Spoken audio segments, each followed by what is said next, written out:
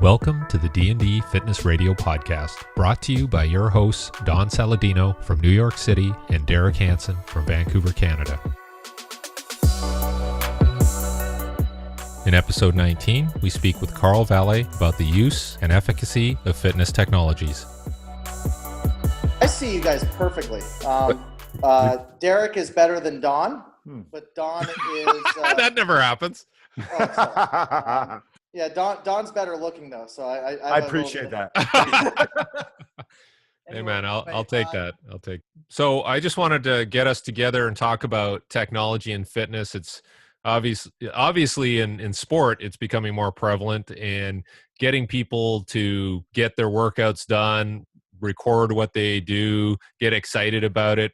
Is technology enhancing this right now? I know for Mother's Day, my mom wanted a heart rate monitor, whatever, just to track, how she's doing. And so now I have to go, well, she doesn't want to wear the chest strap. So now I had to review all the different devices you could wear on your wrist and how valid they were and what interface would work with somebody who's in their 70s. And I was a little worried. And when I gave it to her, she actually picked it up pretty quickly and liked it. Right. So I was like, oh, okay, good. So at least now she can track her heart rate real time or get a reading of the day, like a continuous heart rate measure, which was cool. But are most people like this? Are they grabbing onto technology and going, oh, okay, this is going to help me, or this is going to make me more aware? What are you guys seeing nowadays? I'll let looks before knowledge start. It's funny. I feel like a lot of the wearables are giving people information that they're just not, they don't know what to do with it. So let's take a heart rate monitor. These are one of the most basic devices. Like someone, I want someone to track their heart rate. And let's say it's from the most basic area, which is recovery. So we're doing interval work. I'm telling them to, hop back on whatever interval they're doing when their heart rate hits, I'm making this up, 110 beats a minute. Besides that, people don't really know. I mean, when you walk around a gym and you talk to people and you ask them, well, you're wearing this heart rate monitor, what are you doing with it? They don't really know what they're doing with it. Does it make sense? It's like, yep. They're just wearing this device and they're like, oh, well, my heart rate got up to 180 today. And I'm kind of like, well, what does that mean?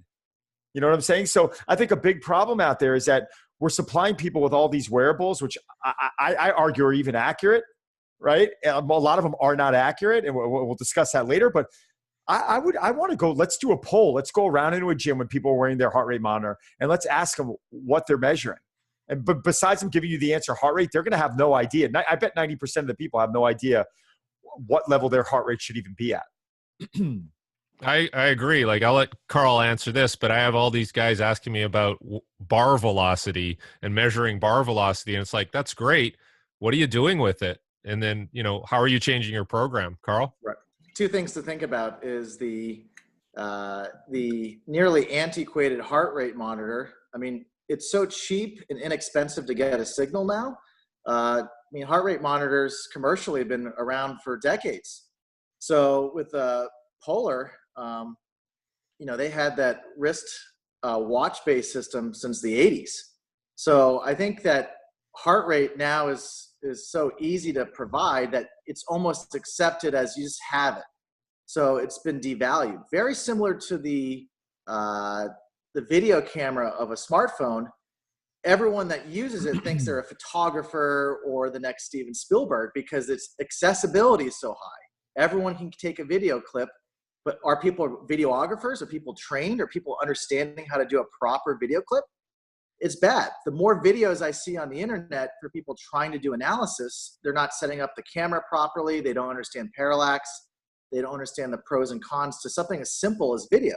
And because it's so accessible with a smartphone, we kind of take it for granted. I remember when VHS tapes, you had to get a camcorder, it was like a SWAT team trying to set up a simple recording. And right. Before that, just simple film was difficult and expensive. So with heart rate, everyone uses one and everyone expects it, but it's sort of like a carnival with numbers. Okay, are you going for a PR? I mean, a heart attack will give you a PR. Just because a heart rate is elevated, a roller coaster, you could get a spike of 190 beats per minute because you're frightened.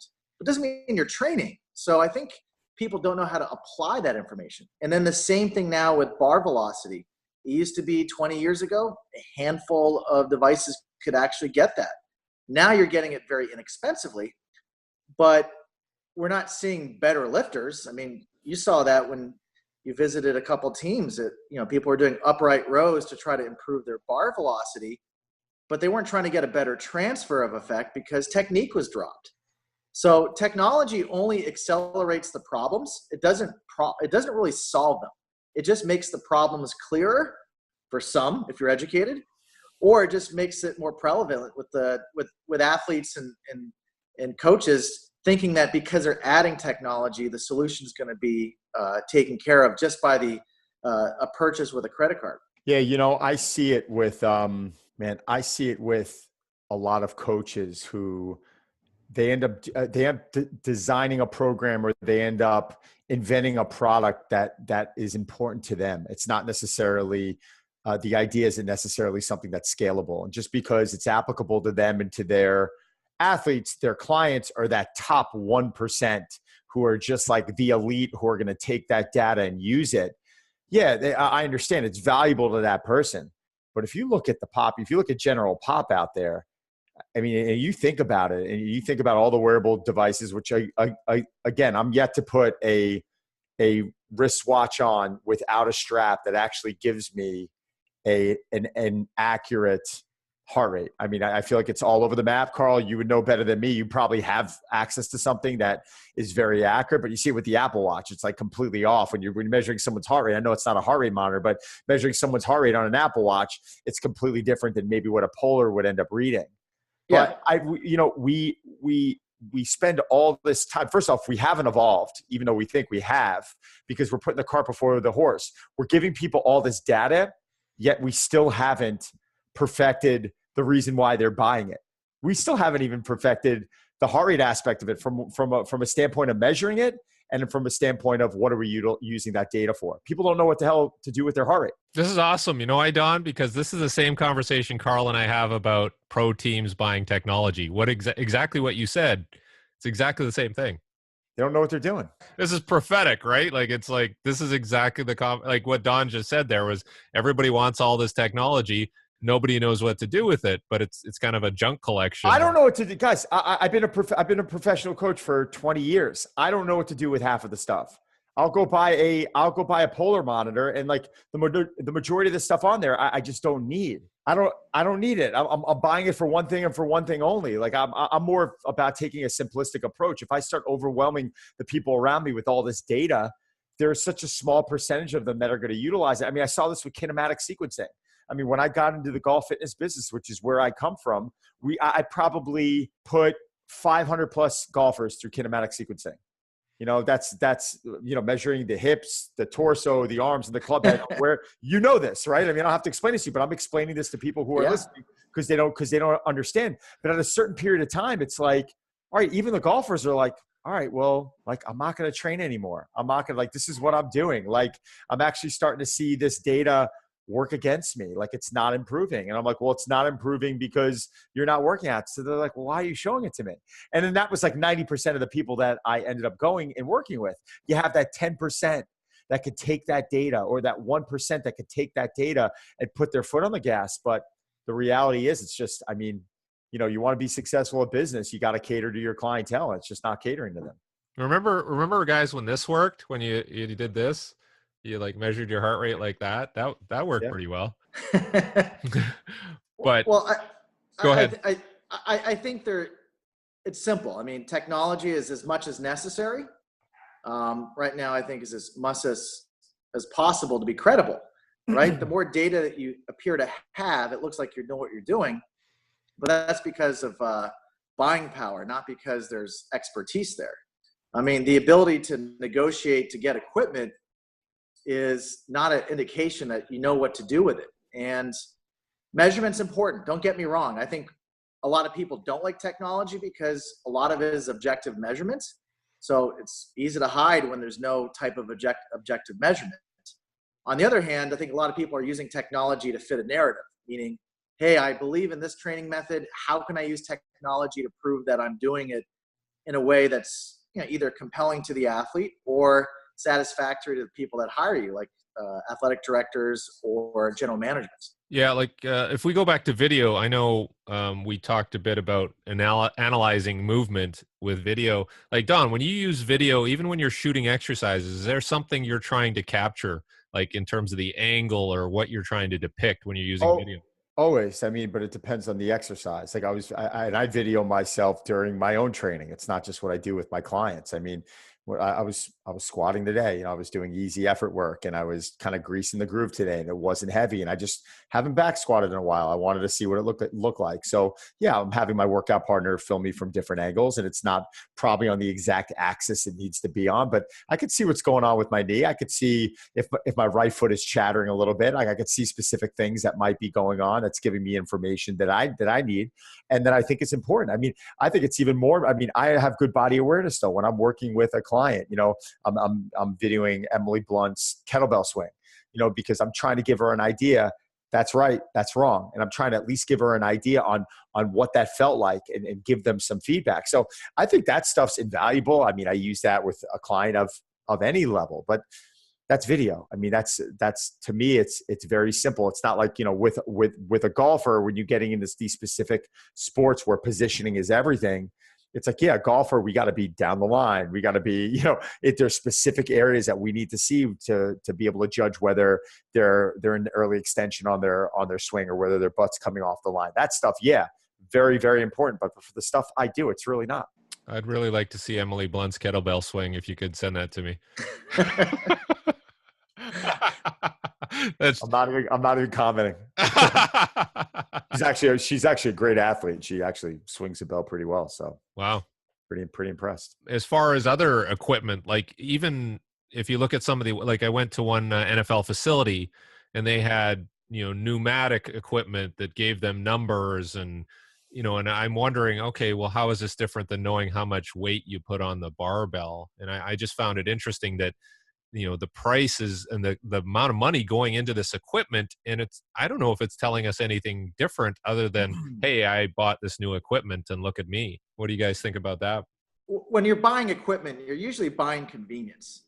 So technology and meeting the hardware side, when you're using any of this technology, specifically on the training equipment, not on the monitoring, the physiological monitoring, but, we're talking about like, if someone is investing into motorized weight training or pneumatic equipment from Kaiser, there is a cost of doing business. I mean, if you really want to get a specific piece of equipment that's going to give an accurate readout of the load, the primitive way is, 45-pound plates. You kind of know what the weight is, and if they successfully did the rep based upon your own eyeball. But when you start getting into more complicated things, that's when technology has a value. The question is the guy that's squatting and cleaning getting less results than the guy that's using, Ivan Drago lab equipment? I've seen very little evidence that it's worth the price for the average person. I mean, going to a gym, you probably want to go to a CrossFit box because you get what you need to do to get the results. But with the commercial gyms that you're training on your own, they're going to really promote, hey, we have this type of equipment. I mean, remember when Nautilus and Hammer Strength in the 80s and 90s, you had to have it because of either accommodating resistance or, whatever, patented design. So I think we look at technology as something where the newer the better, but engineering is more timeless than that. I mean, a really good we were talking about people that are doing split squats and using a stance bar or some sort of stand, like a roller that you can have to elevate your rear foot. Well, if you go to Powerlift or Sorinex or some other, other vendor, what are you paying for when you get that? Are you getting durability over 10 years? So technology shouldn't be seen as digital numbers, like getting a readout, like arcade games and with Pac-Man. It should be seen as the continuum from really good engineering of the equipment itself without any measurements all the way out to, is it on an iPad and is it cloud data for backup and security?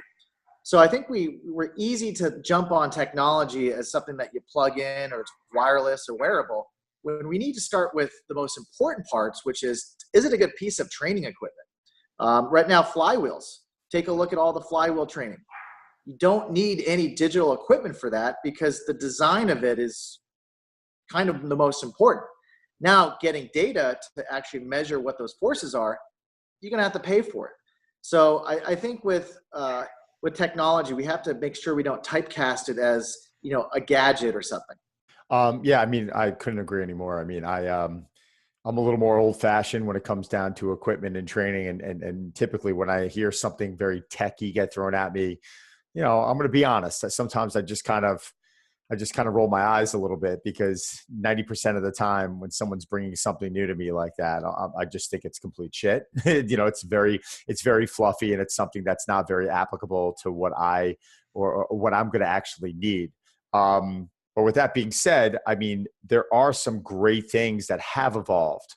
I'm looking some of the body fat systems, some of the in-bodies. I mean, since the Tanita scales, which are very inaccurate. And then, I jumped on an in-body the last couple months and I was like, wow, this is actually, I'm pretty in tune with my body. This was very easy. And it was like almost less intrusive I didn't have to be naked. And there were just specific things that, listen, a lot of people, it's a concern. Here you have a young coach assessing, a woman in her 50s, and suddenly you're telling them to take off articles of clothing and behind and get pinched. Right? Yeah, and it's like, come on, man. Or it's like I've got to go in a room, and I still use body fat calipers. It's something that I got to be honest, to pat myself on the back. I've been pretty good with it. I use a four-fold test. It might not be the best, but it's a quantifiable measure for me.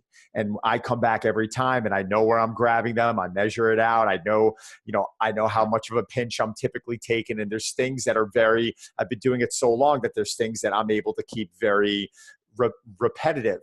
A lot of coaches aren't doing that. A lot of people aren't doing it. So now to be able to give someone a quantifiable measure and say, listen, we're going to come in, we're going to stain you on this in body or whatever that, whatever the pod is that they're using. And we're going to be able to come back in 3 months and show a level of progress. I think that's great. And I think if that's motivating to the client, I feel like your money's better spent there than going in. And that's way more expensive than putting a specific monitor on someone that, to be honest with you, 90% of the things that are going to be offered, they're not even going to use anyway. People can't even use heart rate properly yet. And it's, we're evolving so much as the world we live in. And we're just, science is developing, and I get it, but there's so much crap out there we just don't need to use. Have you, so you've experimented with the bod pod type device? Because I know NFL teams are asking me about that all the time. I want to say I went into the bod pod at Perform Better, invited me down to Florida for one of these fitness owner conventions where they basically, it was kind of cool. It was like speed dating, to where you would come into a room. It really was. You'd come into a room and there's like 100 vendors, and you look down and you have a schedule where you're literally spending 10 to 15 minutes with each vendor, and you just jump around and they're like, we're a new smoothie bar concept. We're a new body fat concept. We're a new, Kaiser might've been there, Woodway might've been there, and you're going over and you're meeting with that rep. And actually I found it very valuable because you're going in and you're actually able to see, and it wasn't a huge room, but different concepts that are out. And, you leave there going, wow, I just saw 50 things and 48 were really shitty, but two of them I thought were really cool, and I would put my money in there. And I think that's where we are now, in the world that, we all live in now. How many times are you really going to show up and just be blown away by something? I mean, it's very rare. that sounds pretty interesting. Like, of the two things, were those two things where you're like, yeah, okay, that looks pretty solid. Like, I would. Yeah, I mean, I think they happen to be a bunch of them I saw already, but I think the ones, it really came down to body fat, and I think it came down. I think one, oh God, I don't even want to say it was in body. It was something completely different. It was a new concept that was out. It was really expensive, but I was like, holy shit, this is really spot on right now. And how great would that be during your assessment to be able to have that in a room and stand someone on there and the door's open and it's not something that was invasive or, people are going to be, calling the police on you afterwards, so, some good stuff there. I still love hydrostatic weighing. I mean, I got a buddy of mine in the city. He's got a tank in his facility. Really? And I'll go in there and I've jumped into it a few times, but man, that's hard. It's like, turning to a person and saying, all right, you've got to force yourself underwater in this cage. And I want you to excel. I want you to exhale and get all the air out of your body. And then I want you to hold yourself in this tank with freezing cold water. Just do it as long as you can. It's not even like a time. Like, hold yourself down there as long as you can. I'm like, all right, man. Like, this isn't a very good universal product. Wow. Pretty funny. That's cool. David Blaine and Houdini. We don't need that. Doesn't sound like good user experience when no, they're when those magic tricks are named after torture devices. But I think that. But you've nailed it. I mean, what are important measurements? Right, body composition. I mean, we take for granted body composition, and the amount of people that can do skin folds that are in their 20s is zero. It's boring. It's tedious. It's not exciting. But how important is body composition in sport? It's plus with DEXA scans, you can get visceral fat, you can get bone density, but those things are hard to market to clients, but they need to appreciate it. So that's up to the coaches and the trainers to ensure, like, hey, what are we measuring that's important? I'd rather be doing DEXA scans on football players than doing, esoteric type assessments on wearables. Right. It's just like, for example, there's a lot of people that they asked me about the different bands. I said, well, there's one sleep device that I think is very useful, but anything else, remember, there's a small amount of real estate on the wrist. And if you have a pro athlete or just a regular Joe, do they want to wear their grandfather's watch, or do they want to wear, like a Fitbit? Mm-hmm. So, it loses its honeymoon after a couple weeks. After about week 2 and week 3, that's when the excitement of the score decreases, because it's not a timeless and sustainable measurement. Unless it's sleep, daily measurements should be probably resting heart rate, your body weight, and, time that you're getting quality sleep. Anything beyond that, it dramatically loses its value. Brilliant. It might have sex appeal for a few days, but then it's like you get desensitized to it. Brilliant. I mean, I couldn't agree anymore. I mean, I used a Mega Wave for a while, and I'm not knocking these devices. I mean, I think they have a lot of value for certain people. But even when Joel Jamieson, when he launched, he started really pushing heart rate variability years ago, and I jumped into that. And you're waking up certain mornings, and you're like, I feel awesome, and you're looking down, and you're in the red, and then you're like, oh, like you're all depressed the entire day, and you're asking yourself, well, what should I do with my training? It's just. Listen, I mean, a lot of what we do with General Pop, I'm not afraid to admit it. You got to give them a little bit of that entertainment effect. My training session today was really simple. Like, I went in and I spent 10 minutes getting my body loose, and then my day was 2 movements. My day was barbell back squats, and I did kettlebell swings, and that was it. And I was out of there. Unfortunately, if I go into my session and I do that with a lot of people, 99% of them are going to get bored out of their minds. And they're just not they're not gonna understand. I mean, yes, I get there with specific people. That is my goal. But when I'm working with a new client and I'm out of the gate, you've got to figure out a way to give a little balance. And, the point of my whole rant is when I put someone on Omega Wave, or I have them do it after the first few weeks, and they're coming in, they're like, I'm only seeing you 2 days a week, and I'm in the red, and it's saying to do this. It's like, it's a conversation I just don't want to have. Like, I want to always fill them with positive information. If my client comes into the gym and they're on 3 hours of sleep, and they just got off a plane from Singapore, and they're dehydrated, why I'm good at what I do is because I'm finding a way to make it positive. I'm not doing any max effort lifts with them. No, I'm not doing any singles or triples, but I'm enabling them to feel successful. Yes. Is it somewhat of a movement-based routine? Are we running at maybe a 5.5 RPE? Yes. But I'm not letting them know that. I'm letting them leave there and go, listen, we moved. We just went for 40, 45 minutes. It's not the full hour. You're done. You had a great day. Go hydrate. Go take a shower, go get some, go get a shake or a meal, and you jump into a cryo chamber, and then go and get a good night's sleep tonight. And that's kind of, I don't want to immediately hand them something where they're like, oh, it's telling me I should, it's like, we don't see our people enough. We got to figure out a way to give them a little bit of what they want while we're doing a little bit of what we want also. It's almost like we should design a magic 8-ball where you shake it and it says, oh, you're awesome today. And you shake it again. It says, oh, you're doing really well, right? Like, it's like a placebo 8-ball. that would probably. I gave it to a golfer of mine for years, and I'm sorry, for about a year. And it's like, God, it's a pretty dangerous thing. It's a pretty dangerous tool when someone's waking up on a Thursday and they're on the PGA Tour, and something's telling you to not train today, or that you're in the red, or that you should just be focusing on endurance today. And then they're suddenly like, uh-oh, what's wrong? I got to go play now. Now you're immediately putting them into this negative. Now I know that data is important. I get it. I just think it's too much information for certain people. Yeah, I completely agree. But I also want to make sure that I think the key is what you know to be true with all the other information that you're collecting and what's necessary. You're not going to Game 6 when Michael Jordan had to play the Jazz. I know it wasn't I think it was Game 3 or whatever when he had the flu. He's like, oh, my Omega reading's poor. Phil, I got to sit out. Like, no, you're going to find a way to play. Right. And sometimes you have to look at the odometer and say, you know what, I can't get an oil change for another week. The car's not going to stop at 3,001 miles. Right. So I think, but on the other hand, I think that because you are measuring like body composition, there's a point when you have to say, okay, we've been working together for half a year and there hasn't been any changes. What are you doing on your own that you've been kind of naughty with? Are you doing your walking, or you're following a strategic diet plan? Then there's some evidence to say, hey, let's get some balance and truth here, because the data keeps us honest.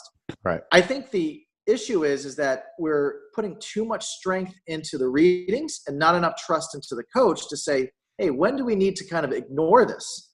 An example would be, everyone talks about Star Wars when Luke takes off his glasses and decides to eyeball it, right?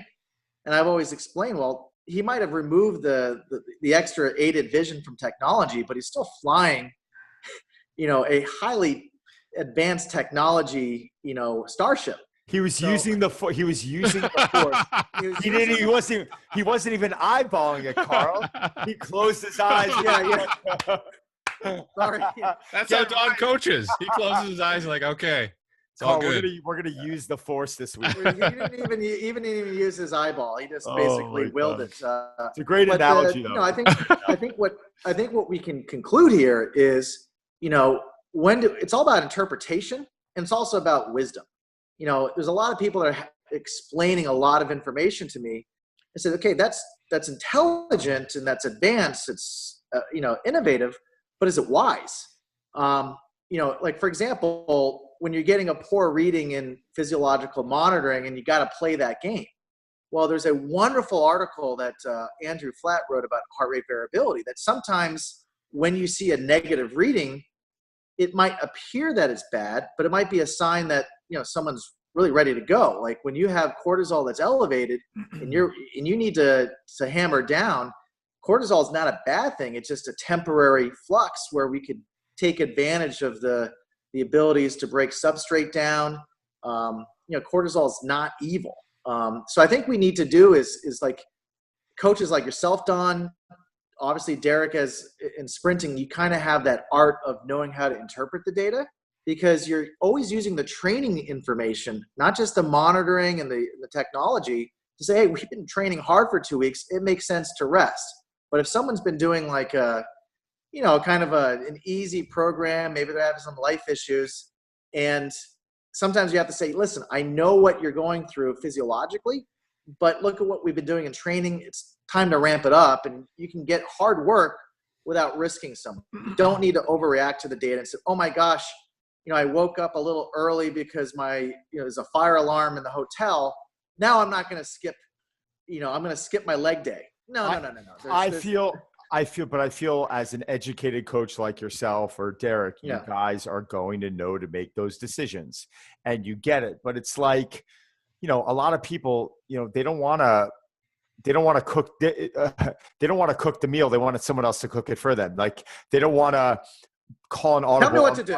Yeah, they don't know what to do. I mean, I had a guy the other day. He's reaching out. I've got an app that I launched, and very rarely are we suggesting people to do arm work, but there happened to be a little arm program in it, and he's like, well, I don't have access to a barbell. I'm like, I'm thinking to myself, well, use a dumbbell. It doesn't matter. Like, it really doesn't make it. Like, use a machine. I don't care. Like, this is part of that entertainment effect. And this is part of giving the client what they want and getting a little blood into the biceps and, allowing them to feel good. So they leave and they feel like that they had a complete workout, and it was towards the end. But, people, they can't make those decisions on their own. And it's rightfully so.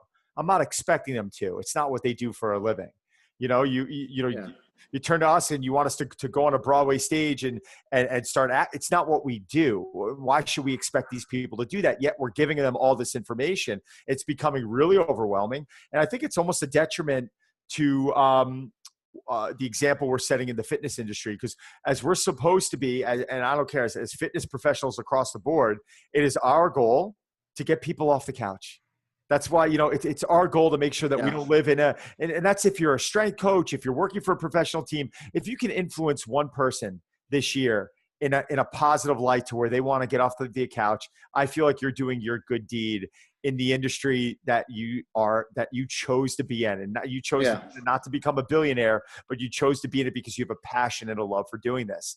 Yet, if we give them too much information and we overwhelm them, they're never gonna do it. Do you think that your use of Instagram and Playbook has been helping connect you to people and technology in that way? It's been the most incredible. Where when I got involved in social media, I was almost justifying it. I was almost a little embarrassed years ago. Well, people are like, "Well, I see you on social," and they're making a joke out of it. Oh my God, what it's done for my business. Probably that's the last focus, but how I've connected with people. I mean, Derek knows the story. I mean, we were able to take a woman from 872 pounds. Granted, we were on the phone with her doctors and never collected a cent from her. So she's about to break the 420 mark. And what did we do that with? It wasn't life-saving. Listen, it wasn't, she had cardiomyopathy. Now, this was really basic stuff. This was walking. This was teaching her how to walk again. This was allowing her to make better food choices. And it was basically looking at her body day in and day out. She's like, my knees are killing me. All right, let's back off, because we were monitoring her steps per day. So I was able to take guesstimates and say, all right, if you walked 5,000 steps today and you did that 3 days in a row and your knees are killing you, let's go do 1,000. Let's go do, and they were guesstimates, but guess what? It worked. It worked because now she's able to get on and off the floor. And this, to me, this is magic. This is powerful stuff where we're able to use social media to influence others and for them to say, wow, you know what, where I wasn't going to go to the gym today, I did a 10-minute circuit. And what was the circuit? It was planks, it was goblet squats, and it was, a side plank. I mean, probably the most basic stuff that you can do, but they broke a sweat and they were consistent. They felt good about themselves. And because they decided not to go out and have that extra drink but they normally would have, or that slice of pizza, because it kept them in a good direction. So technology on that standpoint, unbelievable. The amount of people that I can touch now, the amount of people that I can help and work with. This is where I think we've hit an absolute grand slam. But how basic is Instagram? It's posting a picture, it's giving some basic information, and if they want to get in touch with you, there's a specific call to action. That's basic. It's scaling and communication. I mean, technology, when people first ask what equipment to get, the first thing is I always look at is technology decreasing headaches and decreasing monkey work? And that's the first two check boxes. Because adding work, like a lot of technology companies are selling the idea that, hey, if I can take a half hour of monkey work out of your day, you can read a book to your 5-year-old son before he goes to bed, or you can do things like that. Those are meaningful. Right. And then communication, shared documents is such a great thing. So you're not doing, double work or not seeing other people's work. You're breaking those, quote, silos down. So I think the communication and scalability of technology needs to be focused on. I think people are enamored with the lights and the indicator lights of technology is to communicate if the battery's low. But boy, you see a lot of lights and digital numbers and screens. It's like gambling. People look at that stuff and they get really addicted to it. I'm yet to see something that's successful that's really, really, really specific. And I get it, specific. I'm not like specific professional sports teams may have access to specific technology that the rest of the world just isn't going to use. But for a product to be really successful, I had a guy, I just spoke at the NSCA in Canada. I had a gentleman approach me about this app that they've created. And I've been in the digital space for almost 8 years now. I understand it really well. And he starts going through all this data. And he was a really nice guy. And if he's listening to this, I apologize. But it's evident that they're kind of struggling a little bit and that they're wondering why. Why is it? Why can't they sell more of these things? And I'm like, it's just too advanced for general public. It's just too much. It's great for you. And you know what? It's really your 30-second sales pitch was really impressive. And it really shows me that you're a really smart guy. But if you want to be super smart, then recognize that it's just not going to work. And but Don, call it audible. Yeah, Don. But I think that the key is most of the technology space is kind of run by technologists, which is the worst thing they can do. The worst thing you can do in a health or fitness or sports technology business is to have it run by technologists.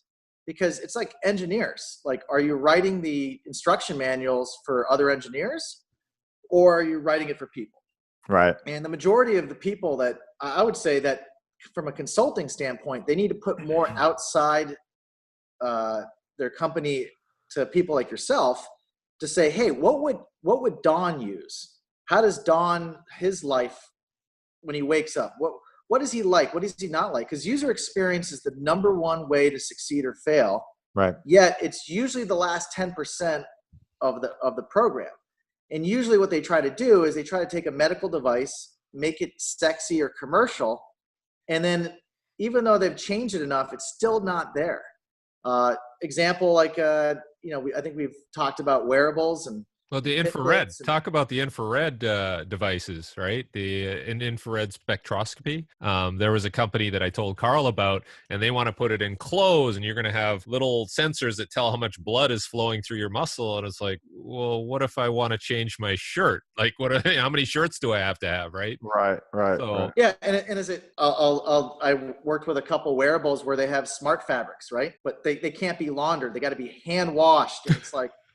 Listen, if you have to hand wash it, also in most situations, you want to have a few pairs. So if something is wearable, even if you wash it daily, it's going to break down because the contact surfaces will just simply with sweat erode.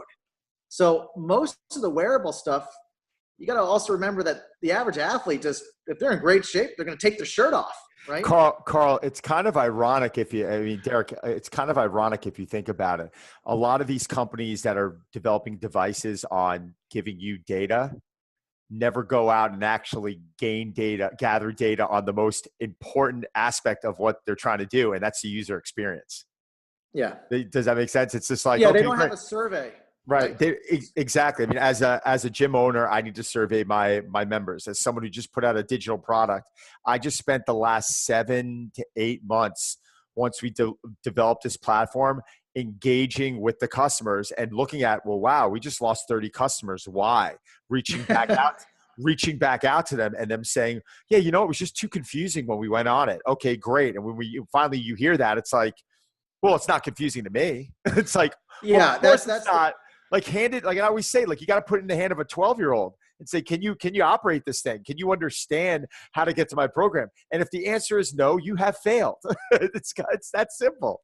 Yeah, but like that's the number one issue is that it's very difficult internally for companies to really not have either bias or they're just basically in a fantasy world because they're experts. When you have the greater the expertise and the greater the knowledge of your product, you're just too close to the problem. So I think like user experience, you have surveys, those basic questions are rarely done because even if you survey the users, those are early adopters sometimes and they're willing to suffer a little bit. The average Joe, the middle of the bell curve, they might not be buying. You want to know why they're not.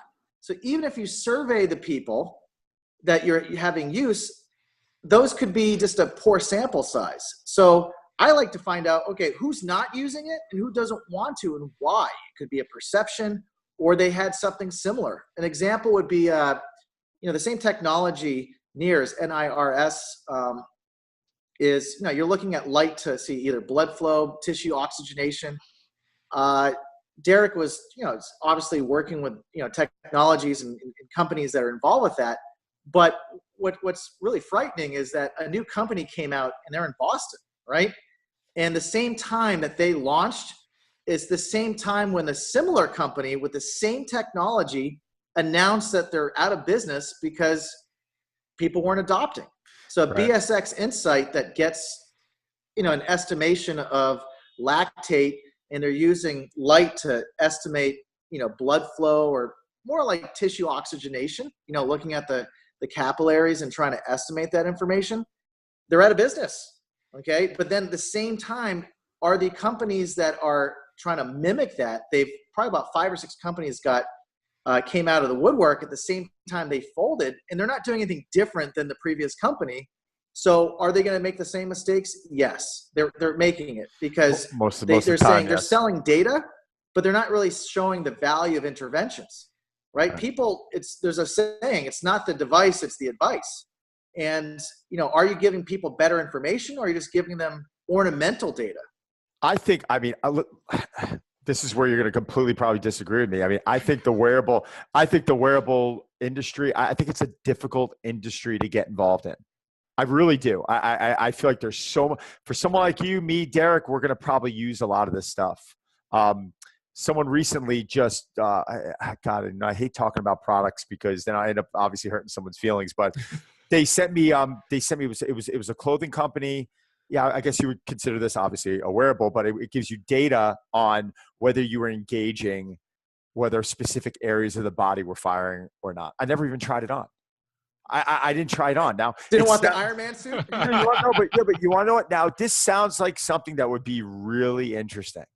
At the end of the day, the stuff would look like shit on me. I didn't feel like wearing it in the gym. It wasn't important enough for me to put it on to where it's like, oh wow, your right glute is firing 7% more. I'm like, okay, like I get it. I'm trying. Like my whole goal in life physically is to gain balance. Like, it's like I'm understanding all that. It just wasn't important to me enough for me to go buy the product or even refer to clients.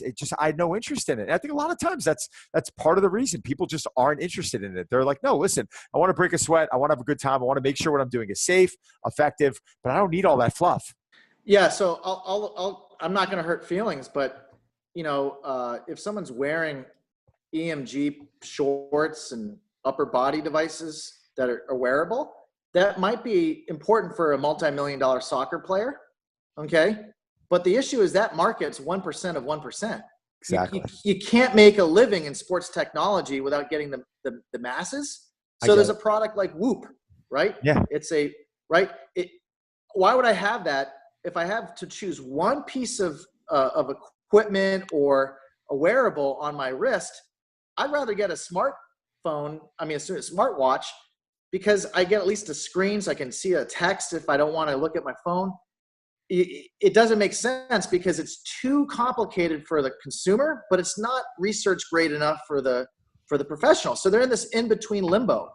You have to make money by selling to the masses, but if the masses, it's too complicated, they're not going to adopt. If it's not in the Apple store, they're just not going to do it. The data that people are using, or like take Orange Theory, for instance. You've heard of Orange Theory, right? So what's kind of fascinating about that, or even about a concept called flywheel, is that people come in and you get these competitive juices going. So they're actually giving you data to where you can go and compete. And it's fun for people who maybe never have even realized they're competitive are going in there and they're going, wow, I just came in third place.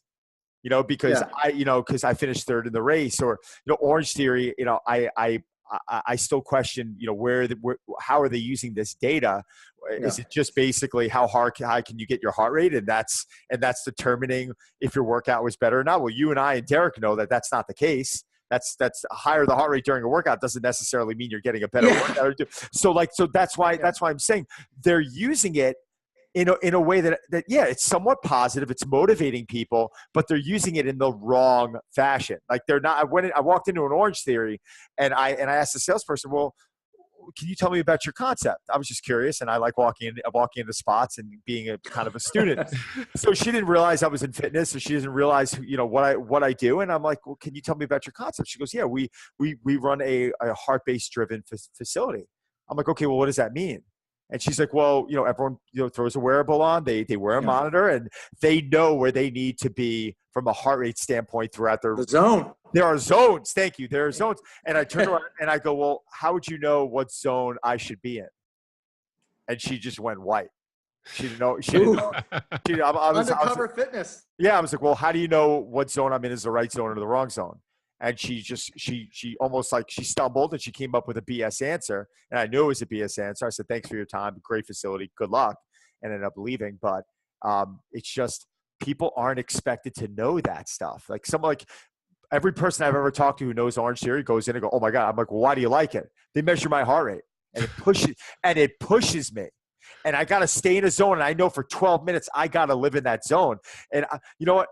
I could very easily turn around and say, well, they don't know what zone you need to be in. But why am I even going to do that? I don't even want to have the conversation because it's just too advanced of a conversation. I'm just happy that they're going in and doing something positive. And my outlook now has become, well, as long as they don't get hurt, if they're getting into better shape and it's motivating them to get off the couch, then go do it. So I've almost eased up on them a little bit with all this stuff because I'm realizing that it is doing something positive. But Don doing the Jedi mind trick on the staff there was pretty clever. That was. I was using the Force. We got to be careful though because we got Solo coming out at the same time as Deadpool 2, Don. So we can't be using Star Wars analogies. I said Deadpool 2 is way better of a movie than Solo. Now, has there been any cases, Don, where you've had people actually go get hard data on like blood work or anything like that where you could, because I know Carl has some companies that he talks to that do blood testing, and has that been useful? Yeah, well, Carl, I want to hear your opinions. Can be way more interesting than mine. But I remember in the beginning when I got into blood analysis and adrenal testing and saliva and all this cool stuff that I like using for myself because I can make adjustments. I just realized that 95% of the people that I'm working with, I can send them for a $2,000 or $3,000 blood test, and it's just giving them data that, okay, well, you got to increase your sleep, or you got to just cut back on alcohol. And it's kind of like, well, no shit, you got to spend $3,000 for you to tell me that. So I really think do I find that stuff incredibly invaluable? Yes. But I'm hardly ever telling people to go do it anymore because 9 out of 10 times they're taking the data and they're just not acting upon it. Yeah, I mean, I think the point is what's the return on investment and how actionable is the data? Right. So I think the easiest way to look at it is if I was to ask people, if you were anemic and vitamin D deficient and you're making $200,000 a year, is that a responsible lifestyle? So I think we need to move into what when I do blood analysis, I do it quarterly at least. And I know if I'm being honest and taking my vitamin D supplement in the winter.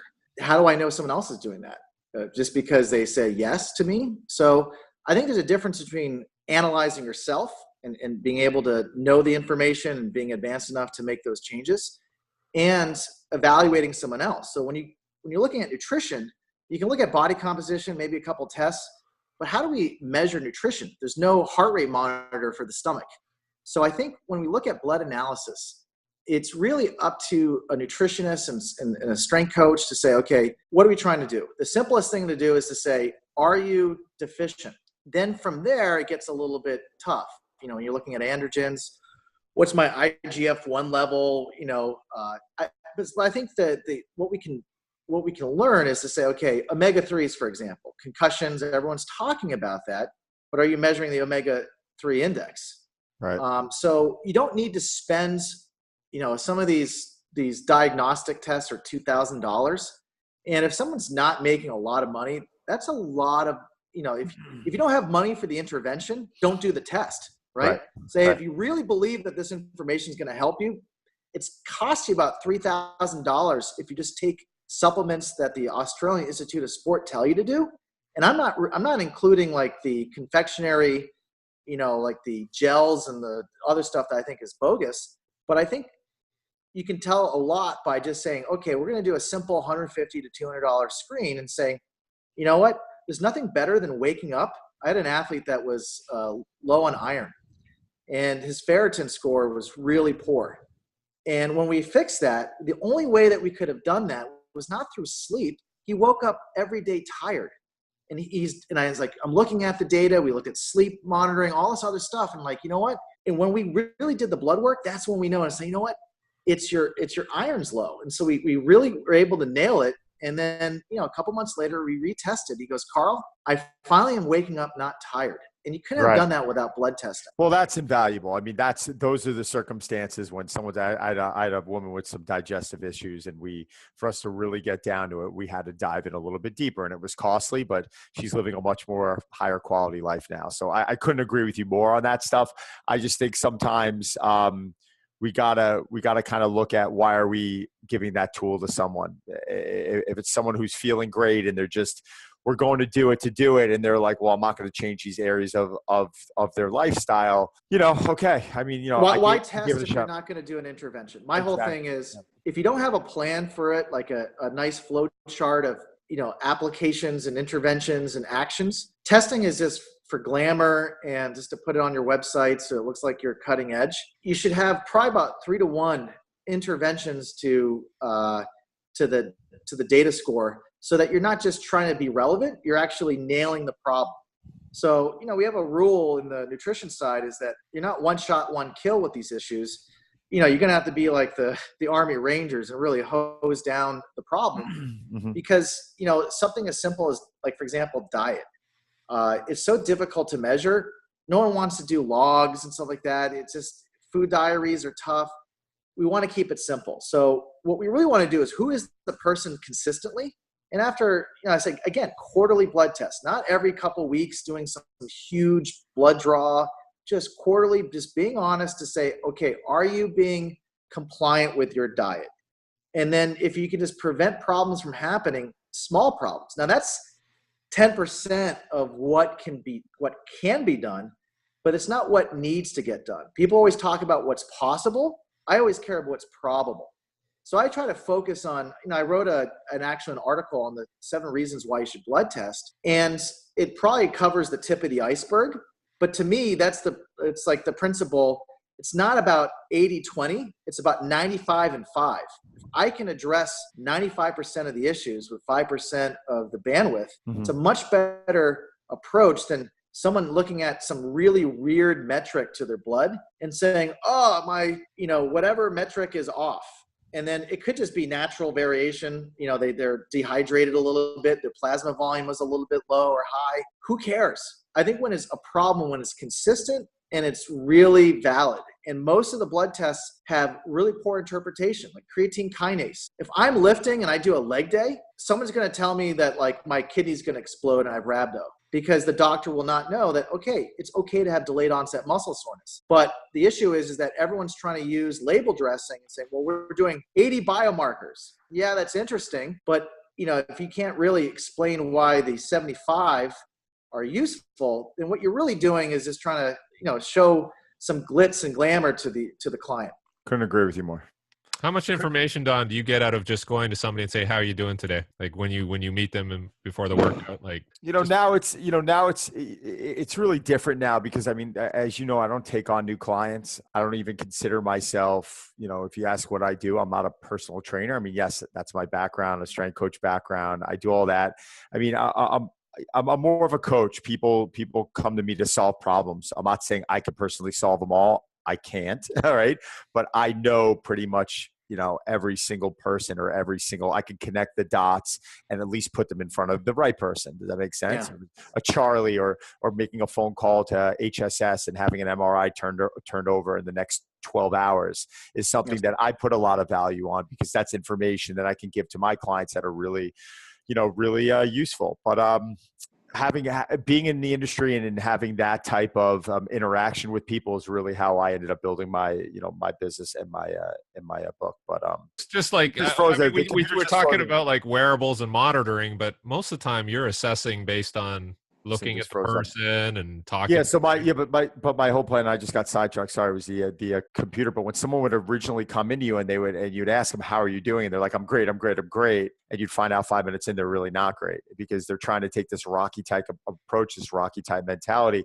What I'm trying to say is that I've worked really hard to explain to the person that I'm even still working with today, that the best thing you could do for yourself and for me is honesty, and not to say like, if you feel like shit, telling me you feel great is the worst thing that you could possibly do. Like, let's play to the strengths and let's call audibles according to how you're feeling. So now it's really, I'm on a really good, speaking basis with my people to where, is it a scale of 1 to 3? Is it a scale of 1 to 10? Is it, Don, no, we've got a downshift today. I've got different kind of codes with different people where they'll come in and they'll be like, I think today's a recovery day. I'm like, thanks, Jerry. Like, that's exactly what I wanted to know. Yeah. And I don't have to get into detail. And then as we're kind of going through our recovery program, well, what happened? Well, I got into a fight with my wife and I hardly slept. And I just realized I haven't eaten since 2:00 yesterday. And it's 8 a.m. the next morning. And I'm like, okay, good decision today. And then by the end of the session, I'm normally saying, I'm really glad you were honest with me. And because look what we did. It's positive. You're feeling better now, aren't you? Yeah, I'm feeling a lot better. All right, go be awesome today. And then I'll see you in the next day or so. So yeah, I mean, honesty is key, but people don't want to be honest with you. They want to, they want to think that pushing through it's the best thing for everyone. Yeah. Carl, just to finish up, is there anything that you see on the horizon or any technology where you're like, okay, this is something I'm focused on. This is something I want to look at or promote for trainers or strength coaches? Yeah, I'll be careful on that because as a technologist, people are very surprised how I'm not interested in more technology. I'm trying to actually spend my time on some principles, and I'll give you 3 as a takeaway so that instead of just saying, okay, this piece of equipment is something that you should look at, or this type of technology or data is important, I'd rather have the listener have some principles to take home and say, how can I make a decision? Because technology is timeless. We've been using technology since, the caveman carved a couple notches on the bone to help count. So we need to start looking at, what are some good principles? So the best technology is the technology you don't notice, right? Good technology doesn't interrupt workflow. It doesn't decrease speed. An example is I worked with a company that we used a pumping gas, that whole experience, as a way to help with workflow, right? You don't have a lot of instructions. You got big buttons. You kind of choose your octane. You have the right amount of data. How much am I spending and how much gas am I putting in my car? Really simple, pragmatic things. So embedded, making it so that it's part of something versus like testing. So embedded training, giving that data versus interrupting training to test. So that's kind of a way to, one principle. I think the other one is it sustainable? Will you use this 2 years from now? Every year, each coach is usually telling me like, now we're going to be doing this. I said, well, what happened to, all this artificial intelligence and algorithm development of the previous equipment? Oh, we learned a lot from it, but we're going on to this. Well, to me, sustainability is to say, are you going to be using this year after year so you can compare your program, right? And the last one I'll repeat is basically user experience. I don't want to say culture, but does the data really create a way where people are motivated? That's why people like Orange Theory. They see a tangible number and it's giving them instant feedback. Well, instant feedback is instant gratification, so we got to be careful. But user experience is something that is going to be more and more important. There's going to be more and more options in exercise and training. It's getting harder and harder to keep people's attention and being disciplined. So we have to embrace user experience, but if that's a human experience, it's not something that technology is going to solve. It's up to the coach to guide these companies so they can start understanding it's more than just their product. A lot of these companies think it's only about their product. And I said, well, I use 10 products and I have to make sure all of them integrate and play nice. What do you have there? So I think what it comes down to is those 3 principles are essential to any technology that's out there. And if they don't pass those litmus tests or pH tests, if you will, then they're not going to be around the next year. There's a lot of equipment, a lot of companies that they're alive, meaning they're barely profitable, but they might not be around in 3 years. So we got to be careful of what is, good technology and what is just, like I said, ornamental. Well said. Sounds good. Okay. Right. Well, thanks a lot for your time, Carl, and always interested to get Don's insights into this kind of stuff too. So mine's not important. Carl's was very, Carl, great stuff.